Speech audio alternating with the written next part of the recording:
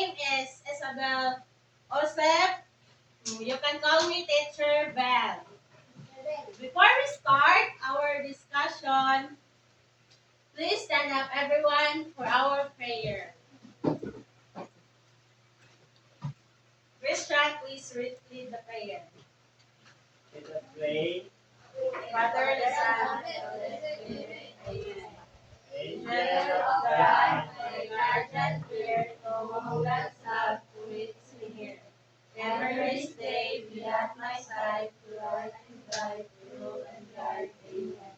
In the Father, the Son, and the Holy Spirit. Amen. Please remain standing for our short energizer. Please follow the video.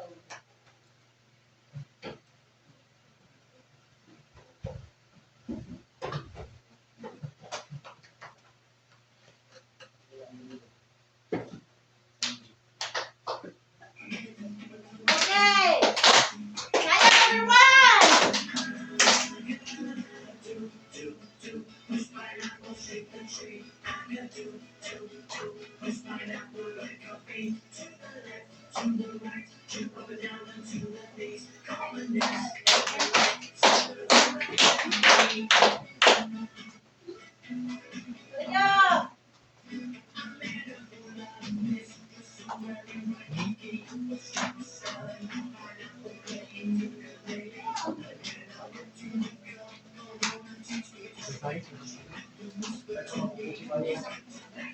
Sayang kanan!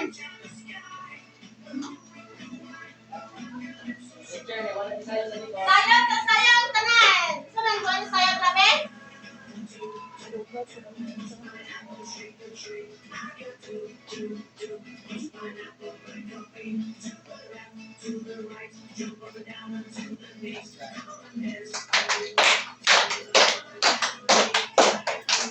Okay, very good. Please sit down, everyone. Please rearrange your chair and put something under your chair, a garbage. Wala yung sagot? Okay, so before we start our discussion, let's have a classroom rules. So this is a classroom rules. So R is, please read everyone. Raise your hand before speaking. Okay, raise your hand if you want to answer my question. The second one is Use kind words always. so dapat kind words na ito ang gamiton.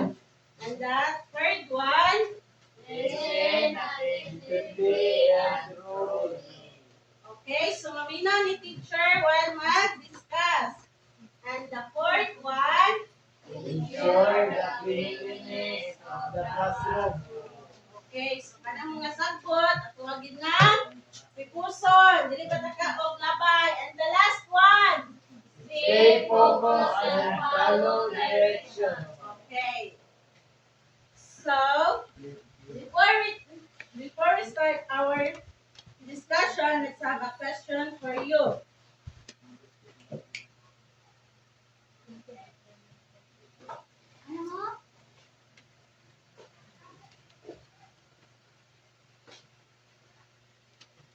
Okay.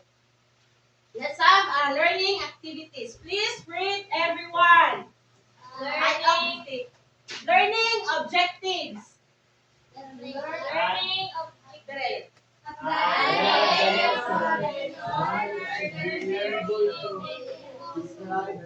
describe the size and shape of a shadow with the position of the light source changes.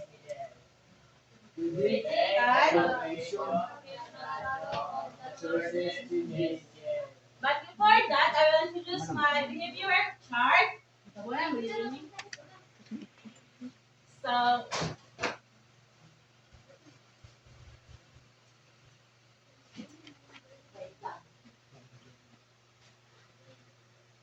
this part is kung magsaba ang diri nga row, kauna ko ibanin dito nga row and the same this.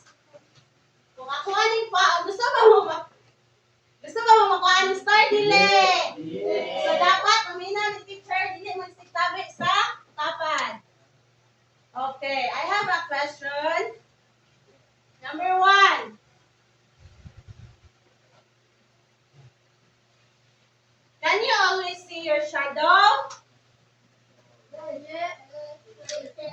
teacher. No, teacher. So, dili yun. Makita na to for me ang shadow.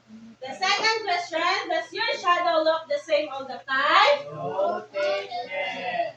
Okay, so dili yun, no. The third question, when can you see your shadow? Question, please stand up. When there is a light, teacher. Okay, very good. Clap your hands.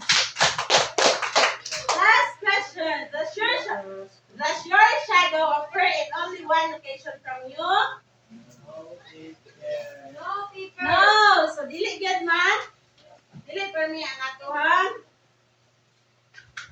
Okay, so today, we will learn about the position of light affects the appearance and location of a shadow. So, please read, everyone. The position of light affects the appearance and location of a shadow. So, napadjud ko yung question. So, daran kini question na ko So, please, manawag ko ha. Isa akong tawagon. Si Miss Bella, please stand up. Dali. Does your shadow look the same all the time? Yes or no? No. Okay, very good. Clap your hands. Okay, the second question. Mr. Dinsing, please stand up.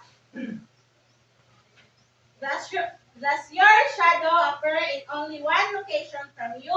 Yes or no? No, teacher. Okay, very good. Bigyan natin siya ng macho clap. Kabalo na mo? 1, 2, 3. 1, 2, 3. Macho! Okay.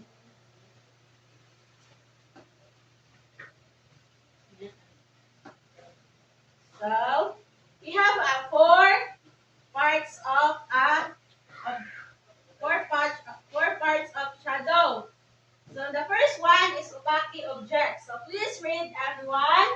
The body object does not allow light to pass through them, so you cannot see through them. Okay, so ang opaque object is kaning, for example, mao ni ang flashlight, dayon na object diri, so dili siya mo reflect sa, kanang dili siya mo lapos. Mao na ang opaque object. Okay, let's proceed to shadow. Please read, everyone. The shadow is a black figure or shape you see behind an object that is lit up. Okay, so ano sa kita magkaingon kung shadow ba na siya if naay Light. light and we have a black figure. So let's proceed to appearance. Please read, everyone. Refers to what something looks like. So ang appearance daw is kanang beautiful bata, gwapo bata, anak. So gets? So the last one is location. Please read, everyone. Refers to where you can find the object. Okay, kumahan na to. Kita ang object. Okay.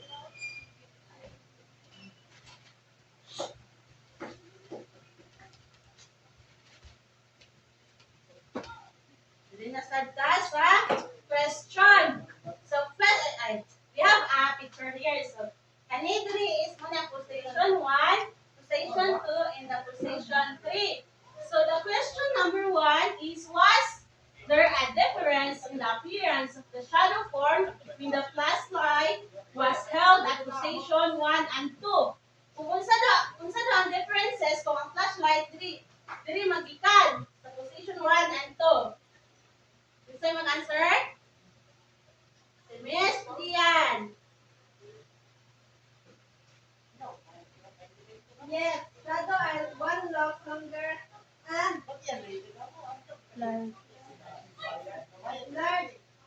large than two. Okay, so dako daw ang so ang shadow number 1 is longer sa dako siya kay taas sa kaysa sa taas and the position number 2 is larger dako. Okay, kasagot ra? Yes,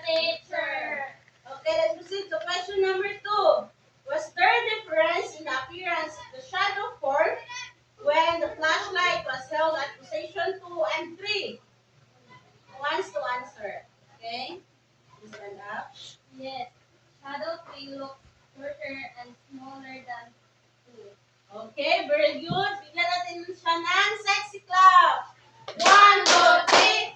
1, 2, 3. Sexy. Let's proceed to question number 3. Was there a difference in the appearance of the shadow formed in the flashlight was held at station 1 and 3? Who wants to answer? Ikaw lang. Say answer. Hey, shadow.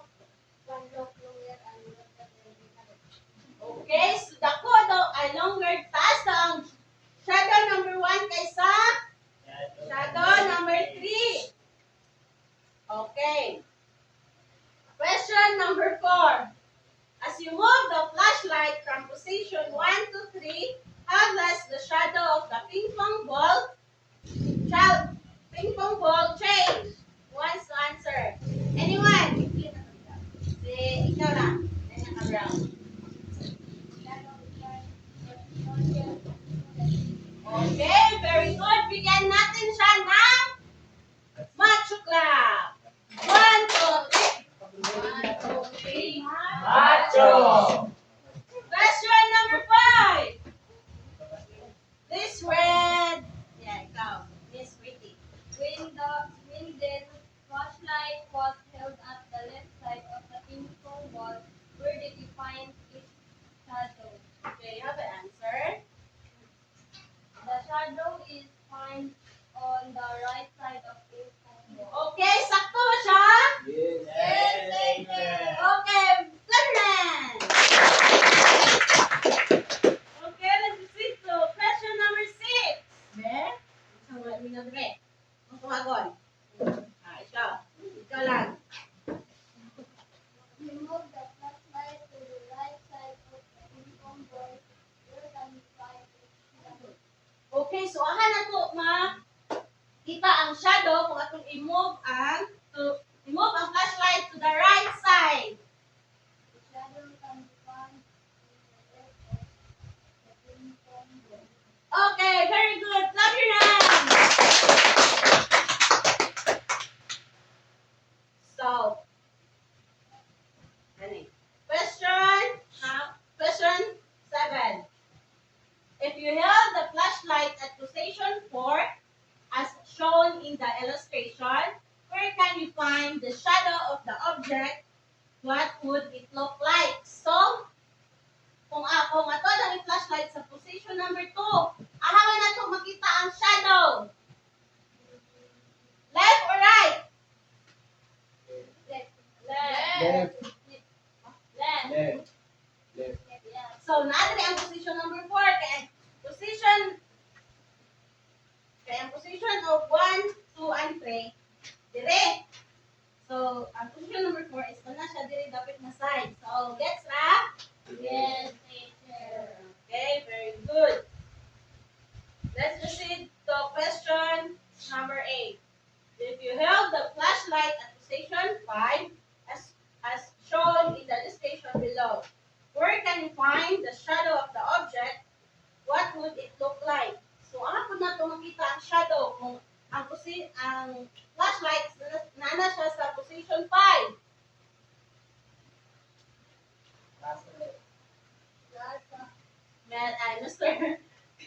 Mr. Rodriguez, aha? Nasa left. Okay, very good. Clap your hands.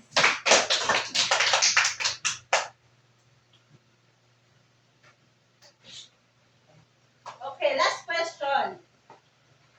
If you held the flashlight at position 6 as shown in the illustration below, where can you find the shadow of the object? What would it look like? In center of the left. Wow, very good. Clap your hands. So before that, I want to group you into 2 groups.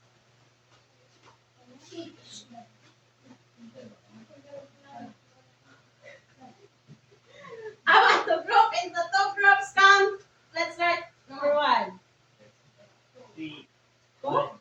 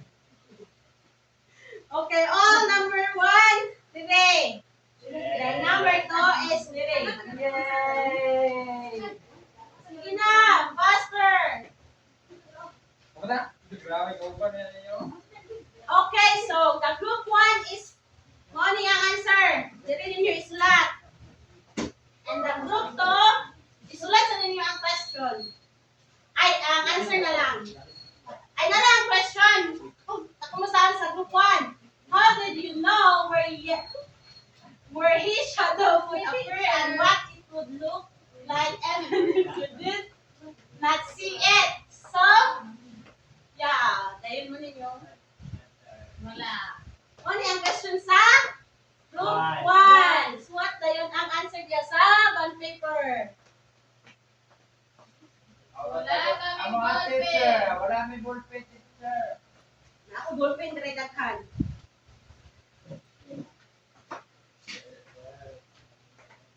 Dili. Teacher, nakaikot. Ansa ang group 2 is tara. Is what sa name?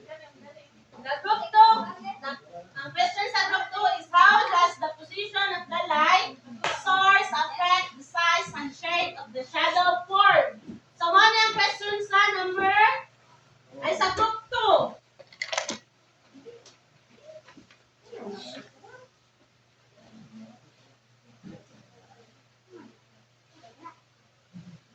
Then after that, represent sa tubangan. Choose the representative.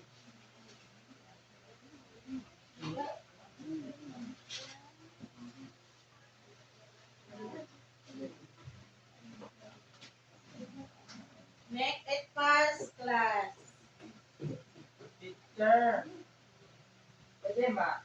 Tanaw ang mga question. Okay, again, here's your question, group 2. Hindi na teacher, kita kita mo. Ano na?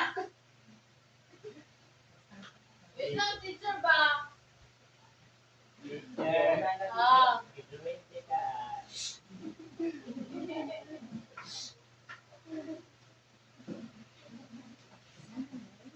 Teacher, ano ba patay ka?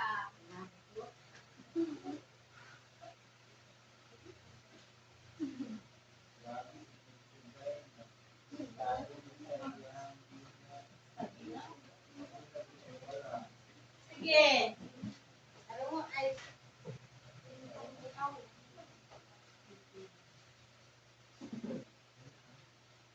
Live drama, teacher. Ganyan ang mga nandun ko, ha? Ay, mabura man nila. Okay, balik tayo ha. Hindi mo na ako sa kantin.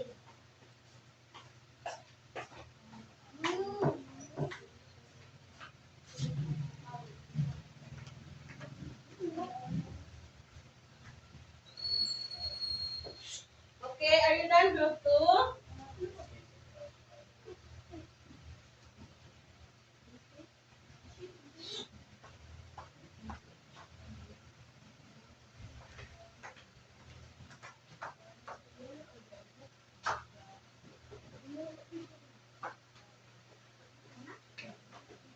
Okay, are you done, group 2? Yes, teacher. Okay, wait for a while for group 1. Okay, group 2, choose your representative to present in our brand. Yan na. Basahan lang. Pwede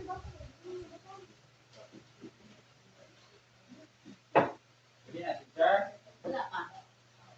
Ako naman ang group 1.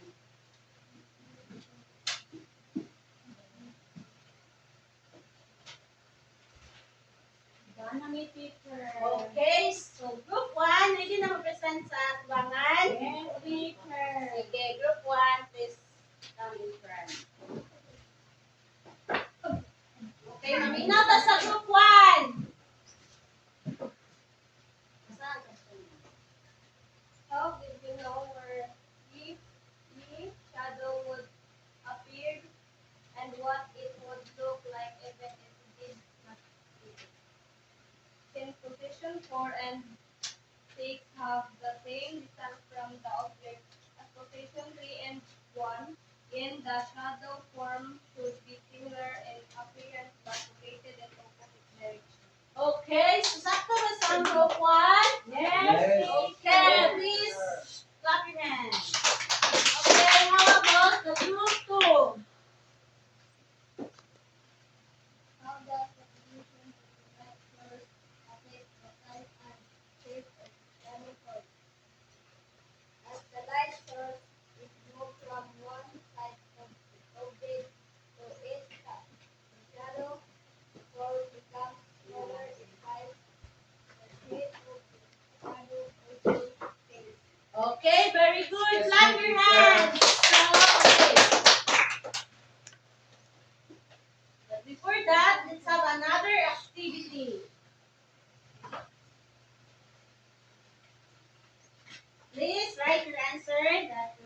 space ka na.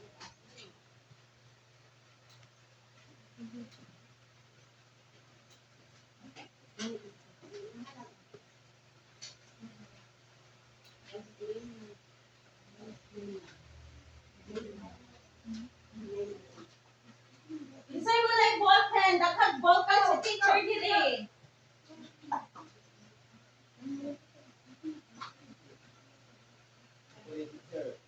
Okay, isay wala pa. Teacher, kuha. Okay. Write your name and the date, don't forget. Sige lang, dapat lang.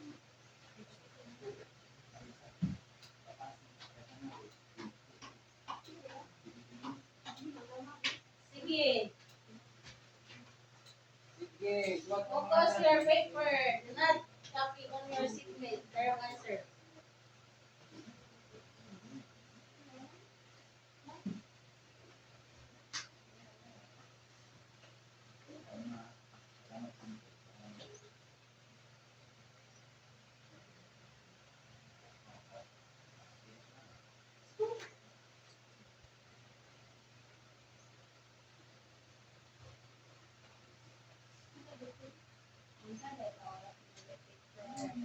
Karon na taod na.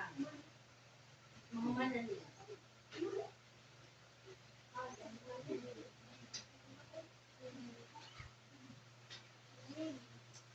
Okay, are you done? No, teacher.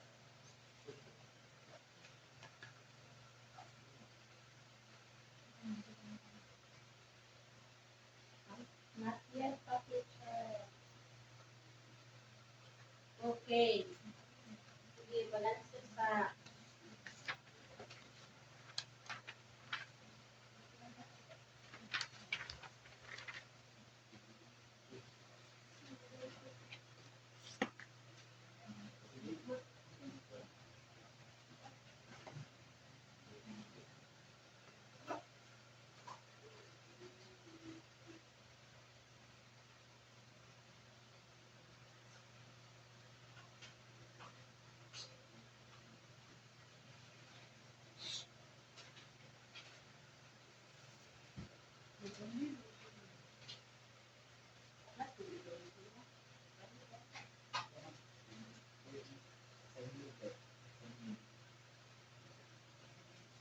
Are you done?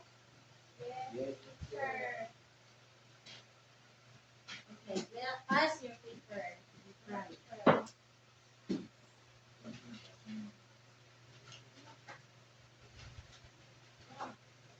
Hello, teacher. Very good. Ano nilang answer, boy? Teacher, na wait, teacher. Pinanong nalit pa ni. Okay, ang ball pa ni teacher. Hello, teacher. Oh, dili na ni. Wala, dili na teacher. Ano eh? Okay, nasabtan ba ang tanan na discuss ni teacher? Yes, teacher. Okay, kung nasabtan na ako question. Okay, maminaw ang tanan. When do you see more of your shadow? At sundown or noon time? Anyone? Na to, kadalas mo nakita ang atong shadow. And Sundown or noon time? non. Okay, please stand up, Mr. Vincent.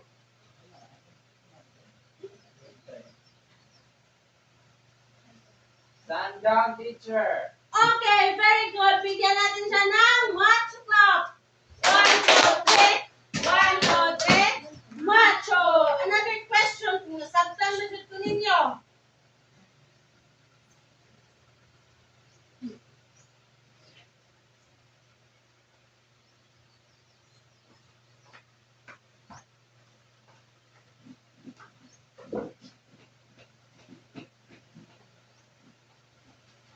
Kiss me, teacher. Okay.